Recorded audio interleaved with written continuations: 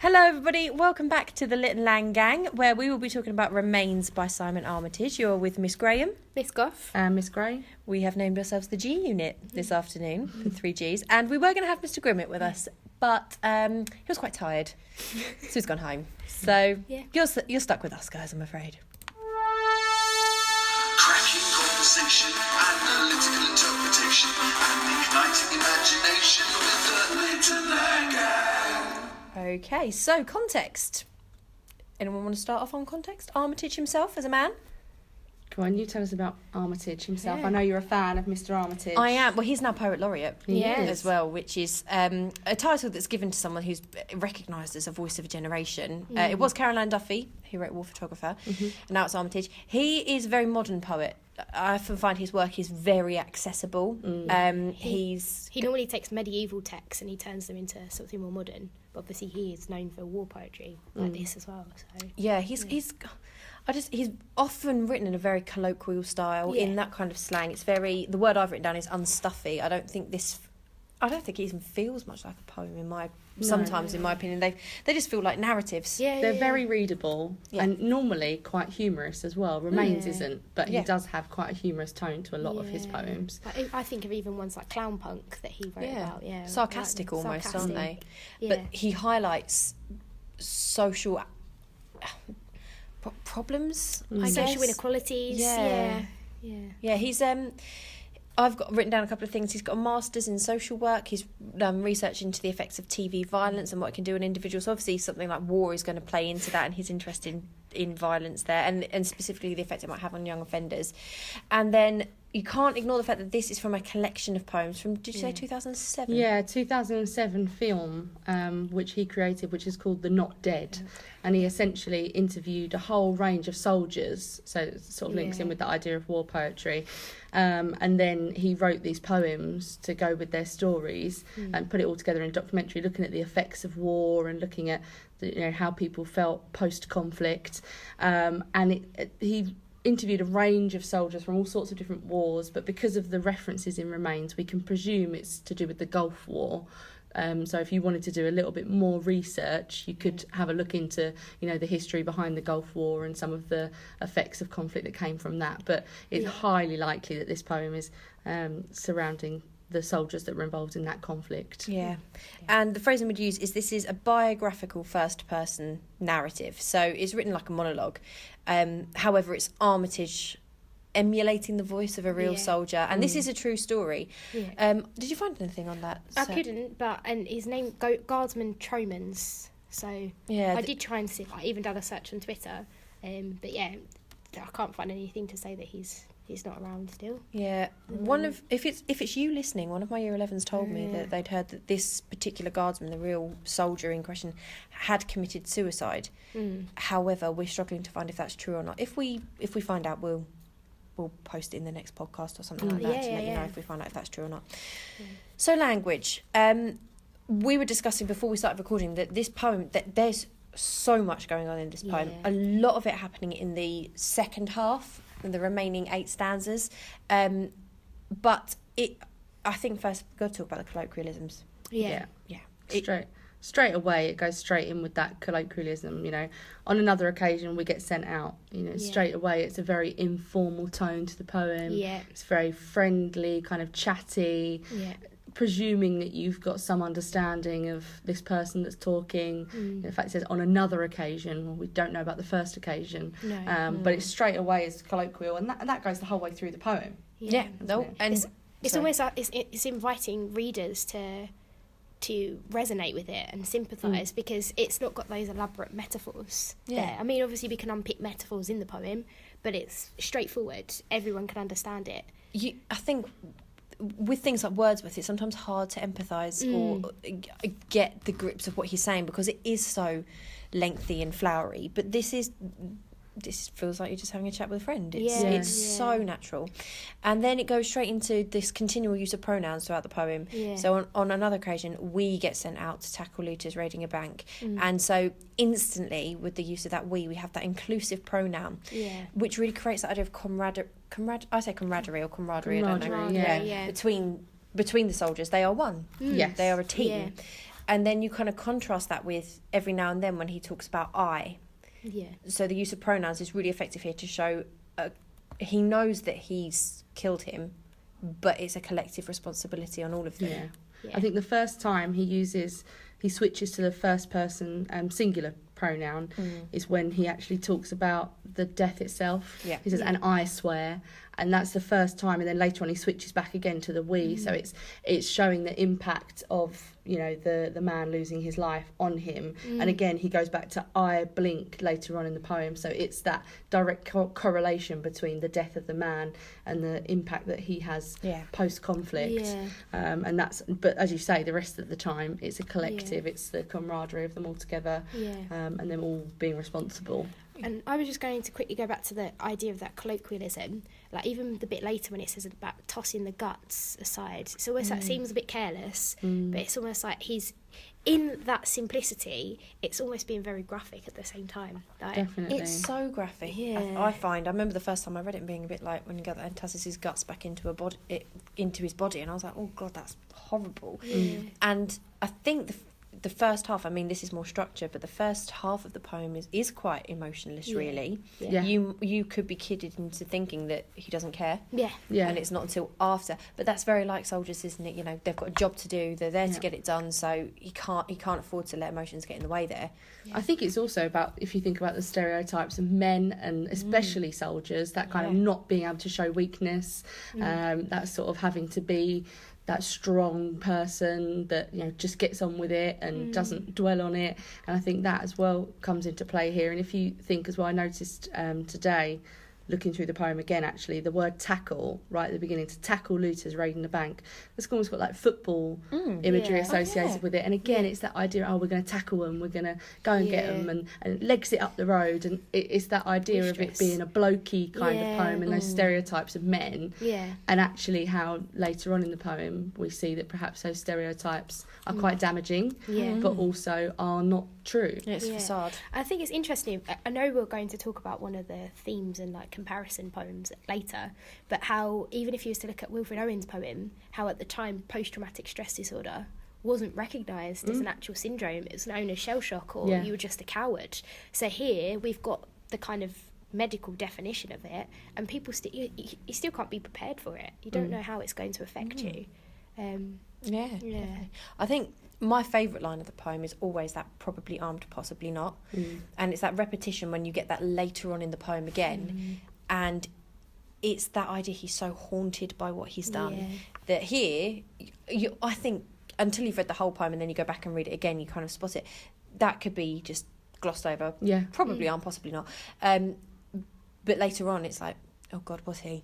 Was he armed? Exactly. Or was he just somebody? I mean, there's been lots of things in the news and places like where people have been shot by police because they thought they had a weapon and they didn't, and it's been a fatal shooting, and that's got to play on your mind, hasn't it? Was he actually armed? You know, probably, but there's a possibility actually he wasn't, and he was just an innocent guy that was just there. And they've obviously had that impact. But I think as well in the metaphor on line 10 of I see broad daylight on the other side, because it's very unlikely he's going to be able to see broad daylight through a body, even if, you know, he's been extremely damaged by the shooting. It's very unlikely you're going to be able to see through and see the other side. So I always read that as a metaphor and think almost that broad daylight is the reality of what they've done and the reality of what's happened, and almost that reality of, we've just taken this man's life and he was possibly not armed. Again, it's that thing that plays on your mind and causes that PTSD, isn't it, as well? That questioning. That spotlight on like these different memories as well. I mean, I'm trying to think what else we've got. We've got this very graphic bit where the looter is killed. It's very emotionless. I always note the first bit of emotive language we get is on line 13, pain itself, the image of agony, and that's where the emotive language cuts in. By that point, the looter's dead. And I always feel that, considering what you're talking about, it's quite odd that it takes 2 stanzas to get there. To get there. Oh no, 3 stanzas, isn't it, to get there? Sorry. So, I've actually highlighted that bit and said that's the realisation of what's happened. That's when it becomes a reality, and then it gets gradually worse from there. All the things that go on.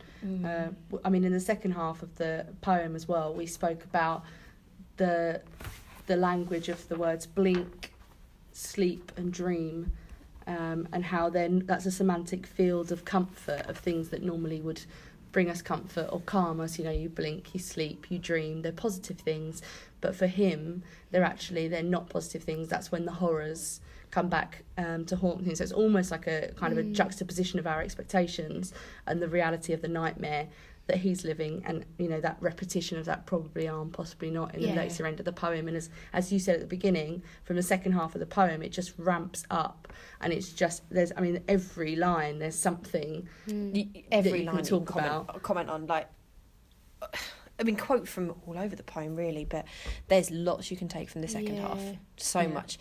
I'm just looking at the bit, and the drink and the drugs won't flush him out, and that idea of, it's almost like when you hear about flushing something out, you think of like a detox, you're decleansing, but exactly, he's doing that with the things you would normally be detoxing from, and that it doesn't matter how drunk he gets, it doesn't matter how many drugs he takes, it doesn't remove it. Not because I've gone anywhere. And then when it goes into the, and he's here in my head when I close my eyes, dug in behind enemy lines.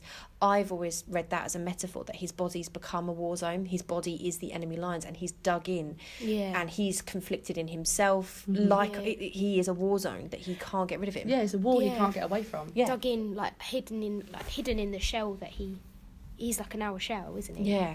Human shell. Definitely. And I think there's the sibilance after that as well. You know, the distant, sun-stunned, sand-smothered land, 6 feet under in desert sand. We always think of sibilance being that sort of uneasy atmosphere, creating that. And I think here it has an element of that in there, but it's almost like that realisation that it's never going to go away, and that realisation that he's kind of stuck with those actions forever, and it is that uneasiness that he's feeling. And it's interesting because that line, even in when you watch the Tromans that read that out, he there's an expletive in that line as well, which is quite interesting. It adds another element of aggression to it almost. Has the poem, I don't know this, is the poem edited for GCSE? Because obviously the original on the Not Dead, the soldier swears, and I've always wondered, is it edited for GCSE so that they don't use, because it's quite strong language in some cases. I've only ever seen this version written down. Yeah. Oh, because so it might be that was added. When the soldier reads it, and it just strikes me as a bit odd that the soldier himself would read a poem that's about him and add in swear words. I always wondered if Armitage actually had put them in, but it's a good question. Maybe it's interesting. Yeah. Miss Gough is doing a Google now. Yeah. I've only ever seen this version written down. Yeah, well, he uses the F word a few times, doesn't he? Yeah. In it. Well, you can understand why they might take that out for a GCSE syllabus, but or just in watching the real thing, you see the raw emotion. I think it's really, if you haven't watched They're Not Dead and seen the soldier read it and hear his tone of voice, it's I found I really felt when I read this poem, and then I watched it and I was like, oh God, this is tough. Also, as part of the collection of poems, there's the Manhunt as well, which you may have studied in Year 8. I know the current Year 8s look at the Manhunt, and it's on the previous GCSE, but that again is about a soldier, but that's from Afghanistan, and the impact on the relationship. But that's again, obviously Simon Armitage wrote that, and it's that emotion that's actually in those poems. Yeah.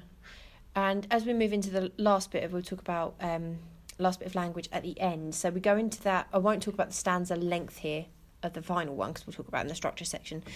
But here to the knuckle, here and now, my bloody life in his bloody life in my bloody hands. Sorry, I always like the idea of, but to the knuckle, here and now, like making a fist, almost like the symbol of masculinity. And then you see the whites. And the whites, and it's all like a very prominent memory. This symbol of masculinity. Yet this is not a stereotypical masculine man anymore.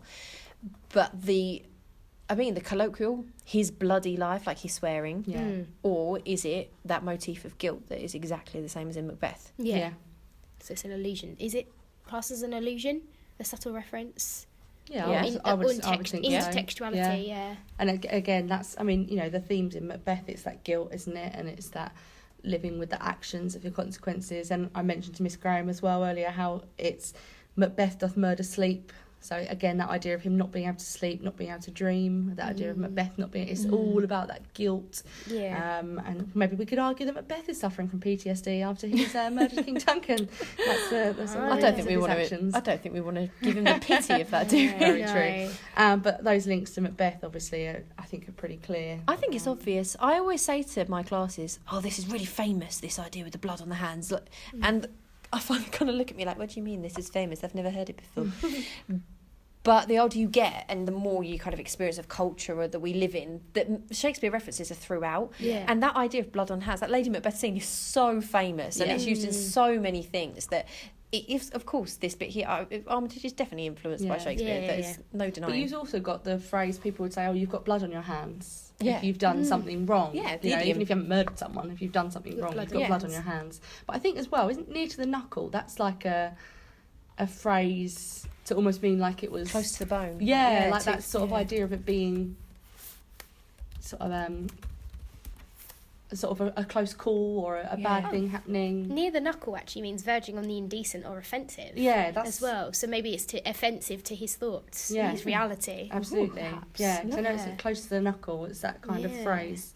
I love this because I feel like I learn so much when you talk it out with other people. Yeah. You learn so much more.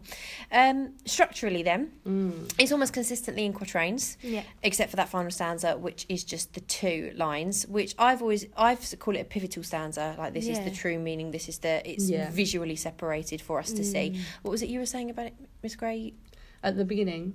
Or at the end? Yeah, the final stanza, just being 2 lines. I think because it's just the 2 lines there, it's the shortest stanza, it's the reality of what he's living with now. So everything else has been the story, everything else has been what happened and the impact when he got home. Whereas those final 2 lines, that final stanza, the here and now, he even says it in the language, that's the reality of what he's living with.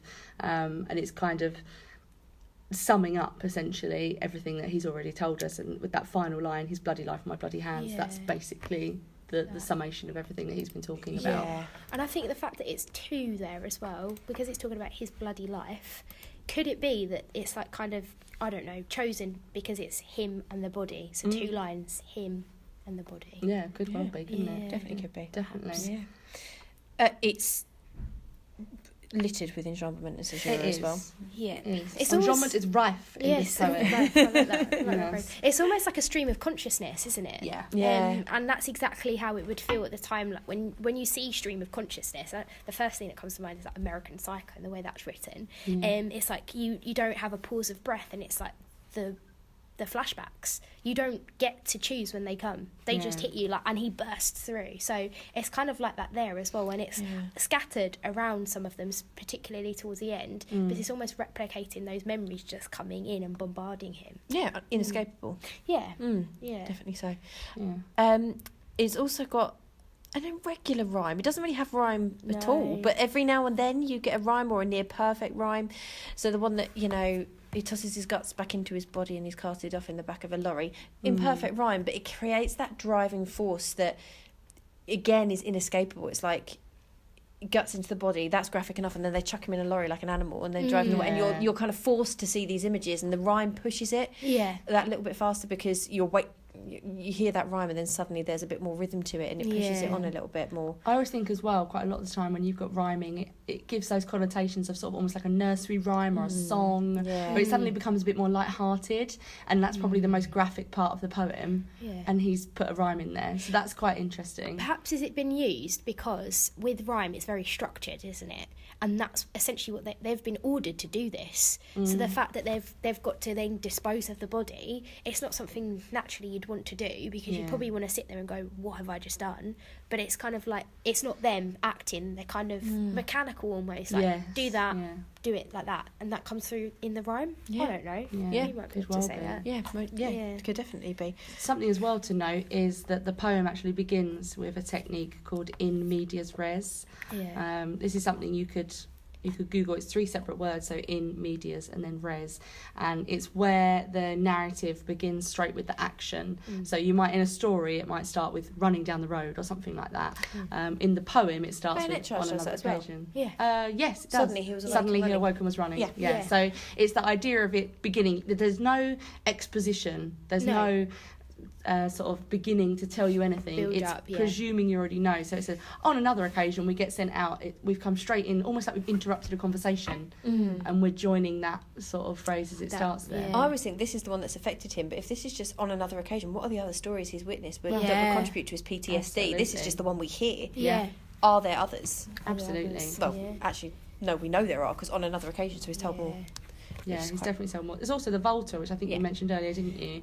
After stanza 4, isn't it? I would say end of story. Yeah, is the beginning of the except not really. End of story, except not really. Yeah. I kind of love that line. I love as that well, line. because if you think about it, that is the end of the story. Like, if he was asked to recount this to let's say that they're doing an investigation into it, that is the end of the story. He's gone. That's done. Except it's not, because it's the end of the looter's story. It's the beginning of his. It's the beginning of his. It's where it starts. That line always gives me a little bit of goosebumps. End of story, except not really. And you're like, oh God, no, it's not. It's not over. So, and then I also love in that stanza, in the same stanza, and he says, and then I'm home on leave. And I think home is a motive. It's symbolic of safety. Yet the looter was never safe, and of course he's not safe. Like, home is not a safe place. Soldiers are given time after conflict to come back and recuperate and get back to civilian life. And I always think, God, how hard that must actually be to go back from a place where you're constantly terrified with a gun in your hand that someone might shoot you and you might have to shoot them, to come back to, okay, here's your regular life. Home isn't home. And it wouldn't ever really be regular again, because these kind of people wouldn't probably be able to work again, because anything could set them off. Like, I know, like, even with people who've been in car crashes get PTSD, and it only takes like a sharp bang and that's it, they're gone. And I can imagine it completely incapacitates them. Yeah, I think they'd certainly struggle to go back to a normal life. Routine. But that, interesting you said about that as well, the then I'm home on leave, you've got that full stop there, that caesura, that stop. So it's almost like, he says it's not really the end of the story, and he says about it haunting with blood shadow. Then I'm home on leave, and then you stop, but I blink. And that's when you get, obviously, the PTSD stuff, then the other side of it, and it becomes very emotional, it becomes very personal. But, with all the chaos of the rest of the stanzas, interesting, he stops there, I'm home on leave, as you said, he expects it to be safe, expects it to be okay, but actually it's not at all. That's when you get the real story of what's happening. So, themes then. Yeah. I've got war, and most important, first one, the reality of war, what it's really like versus maybe the expectation, war photographer and exposure as good comparison poems. Then the effect of war, which goes really well with, again, war photographer. I think this one goes really well with war photographer, generally speaking. Charge of the Light Brigade, which is, you were saying the effect of war is literal death, essentially, whereas this is more of like a death of self, a loss of self. And poppies. Yeah. You said about poppies, didn't you? Yeah, because obviously it's dealing with that loss and the mental impact it has, like, emotionally. And then emotional conflict, which I think is just slightly different, how someone might feel about something. Yeah. It goes quite well with the emigre, this idea of someone maybe doing something not because they wanted to, but because they had to, and then dealing with that. Obviously, in this case, it's a death, but in the emigre, it's leaving her home that all she knew, and feeling conflicted about that and what it's become versus what she thinks it is. Be kind of that would be a hard one to argue, I think. Again, I think you'd probably be stronger with emotional conflict. If this was your poem, I still think war photographer would probably be your poem. And then bayonet charge we also put for emotional conflict, that bit where he questions why he's there in that second stanza. At what hand was he now pointing? That bit goes quite well with this one. Not really understanding that like one. a man who's jumps up in the dark and runs. If you think about that, that's someone that's suffering, that's someone that's not okay. And again, it's that kind of links towards that whole idea of action. Well, I think bayonet charge, action, reflection, action. This is just action, reflection. So they've got, in a sense, some similar aspects to them. And they do go quite well. Yeah. Wonderful. Right. So I think next we're going to do, I want to say exposure, because I know you're quite keen to do exposure, aren't you, Miss Gough? So I think we're going to get exposure done, and we're going to aim to try and get a few more of these recorded and uploaded across the course of this week, because we realised if we did one a week, that would take us 15 weeks to get through all the poems, and that would be cutting it a little bit fine to do anything for anyone else. That takes us past the exams. Oh my goodness. Oh wow, gosh, that's past the exams, guys. So we're going to try and get a few more of these recorded and uploaded as quickly as we can. Hopefully you're finding them useful, and as always, if you have any questions, then do pop in to see any of the members of staff that are present at the recording, and we'll happily talk you through any final bits. Okay, I can't pause it. How do I stop it recording? Oh, very professional Oh, end. oh Very dear. professional end to the recording. Thanks very much for listening, guys. Bye. Bye.